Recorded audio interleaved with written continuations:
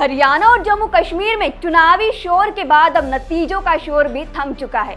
हरियाणा में जहां बीजेपी ने लगातार तीसरी बार हैट्रिक बनाई है, वहीं कई सालों बाद जम्मू कश्मीर को भी एक सरकार मिलने जा रही है। जम्मू कश्मीर में फारूक अब्दुल्ला की पार्टी नेशनल कॉन्फ्रेंस ने जबरदस्त वापसी की और 42 सीटों पर जीत हासिल कर ली है। वहीं गठबंधन में शामिल कांग्रेस को 6 सीटों पर जीत दर्ज हुई है। हालांकि इस बार कश्मीर में सरकार बनने के मायने भी बदल गए हैं। करीब 10 साल बाद पहले जो सरकार थी उसके मुकाबले इस नई सरकार की ताकतें जो हैं वो काफ़ी ज़्यादा कम हो चुकी हैं। कुल मिलाकर दिल्ली जैसी तस्वीर घाटी में भी देखने को मिल सकती है। ऐसा क्यों कहा जा रहा है? साथ ही ये भी कहा जा रहा है कि उमर अब्दुल्ला की जो ताकत है वो बहुत ही कम होगी। आइए समझते हैं इसके पीछे क्या कारण है। आपको बता दें कि केंद्र सरकार ने बड़ा और ऐतिहासिक फैसला लेते हुए 5 अगस्त 2019 को कश्मीर को विशेष राज्य का दर्जा देने वाली धारा 370 को लगभग पूरी तरह से खत्म कर दिया था। फिर यूं कहें तो इसे निष्क्रिय कर दिया गया।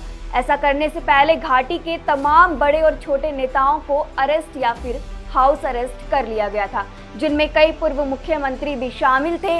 इसके बाद अक्टूबर 2019 में जम्मू कश्मीर और लद्दाख को केंद्र शासित प्रदेश बना दिया गया था। इसके बाद से ही घाटी के लोगों और नेताओं को विधानसभा चुनावों का इंतजार था। जम्मू कश्मीर में विधानसभा चुनाव होने के बाद अब नेताओं ने पूर्ण राज्य के दर्जे की मांग तेज कर दी है। आने वाले दिनों में इसे लेकर राजनीतिक घमासान भी देखने को मिल सकता है। केंद्र सरकार पर दबाव बनाने की कोशिश की जाएगी कि वो फिर से कश्मीर को पूर्ण राज्य का दर्जा दे। ऐसी ही मांग दिल्ली के पूर्व मुख्यमंत्री और आम आदमी पार्टी के मुखिया अरविंद केजरीवाल पिछले कई सालों से करते आ रहे हैं।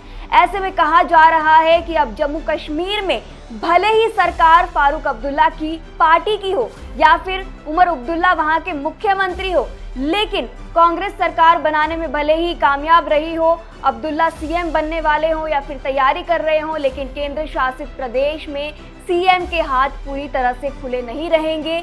दिल्ली की ही तरह कहीं ना कहीं उमर अब्दुल्ला को भी वही महसूस होगा कि उनके हाथ बंधे हुए हैं।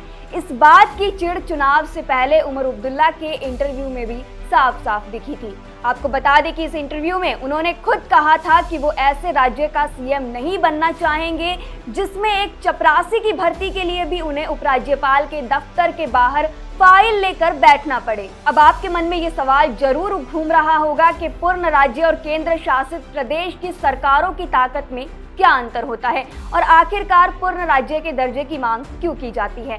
इसका सबसे सटीक उदाहरण दिल्ली से लिया जा सकता है, जहां उपराज्यपाल और सरकार के बीच हर मुद्दे को लेकर जबरदस्त टकराव देखने को मिलता है।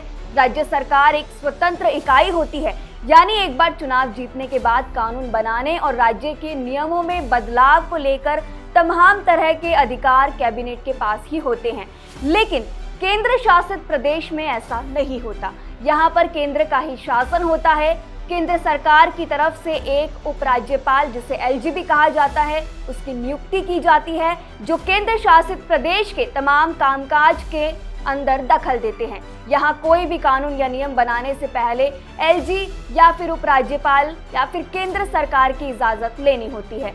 कुल मिलाकर केंद्र शासित प्रदेश में पावर एलजी के हाथों में ही होती है, जिसे केंद्र सरकार की ओर से नियुक्त किया जाता है। इससे आप समझ ही गए होंगे, और अगर हम आसान शब्दों में कहें तो कानून व्यवस्था से लेकर जनता के लिए योजनाएं बनाने, ट्रांसफर पोस्टिंग और बिल पास करवाने तक हर मसले में सीधा सीधा एलजी का दखल होगा। यानी भले ही उमर अब्दुल्ला घाटी के सीएम रहे, लेकिन पूरे सरकारी तंत्र का धागा दिल्ली के हाथों में ही होगा, जिसे जब चाहे खींचा जा सकता है। साफ तौर पर कह सकते हैं कि कश्मीर की सियासी पिच पर भले ही नेशनल कॉन्फ्रेंस की टीम उतर गई हो, लेकिन इस टीम के लिए खुलकर खेलना मैदान में मुश्किल न होगा। हालांकि इस पूरे मसले पर आप क्या कहना चाहेंगे, हमें अपनी राय कमेंट सेक्शन में जरूर बताएं।